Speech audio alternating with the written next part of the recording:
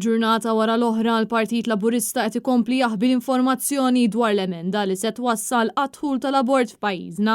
L-erba' filgħodu Net News saqsal il-Ministru Michael Falzon kif ukoll is-Segretarju Parlamentari Chris Bonnet dwar meta se jibda jitlaqqa l-Kumitat Parlamentari li se jiddiskuti il-liġi tal-abort. Barra minn hekk staqsejna wkoll x'inhuma dawn il-bidliet hekk kif sa issa ħadd ma jafx qed jiġi propost. Iżda kemm Falzon kif ukoll Bonnet iddeċidew li ma jwiġbux dawn id-domandi diretti u żammew segretezza assoluta dwar il-kontenut ta' dawn is-suppost bidliet illi jagħmel referenza lihom Chris Fern il-ġimgħa li għaddiet.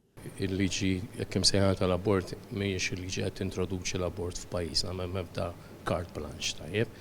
Id-diskussjoni isiru skont il-proċedura parlamentari. Chris Bonnet min-naħa tiegħu lanqas biss rid jgħid jekk hux komdu b'dawn il-bidliet li ġew preżentati biss lill-Grupp Parlamentari Laburista fil-waqt li tal-Labor qed jibqgħu jgħidu li din mhix liġi tal-abort. Tajjeb li nibdew nużaw il-kliem illi huma suppost dawn huma emendi biex jaraw li nipproteġu l-ħajja tal-mara u anke l-professjoni tat-tobba illi tant jagħmlu sagrifiċċji għalina. L-emendi ħajmorru fi stadju ta' kumitat, kif joħorġu mi stadju ta' kumitat fejn jkun hemm il-parteċipazzjoni pubblika tal-membri taż-żewġ naħat tal-Kamra u mbagħad minn hemmhekk inkun nistgħu niddiskutu anke fil-Parlament nerġgħu nimxu minn hemm. Issa ovvjament aħna dawn il-bidliet ma nafux x'inhuma, komdu bihom inti dawn il-bidliet?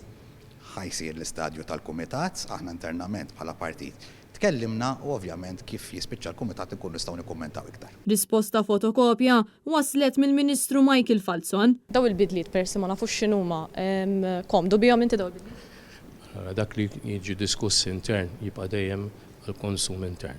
Sissa dawn il-bidliet għadhom ma waslux għand il-Partit Nazzjonalista u ħadd għadu ma jaf meta se tkompli d-diskussjoni fi stadju ta' kumitat.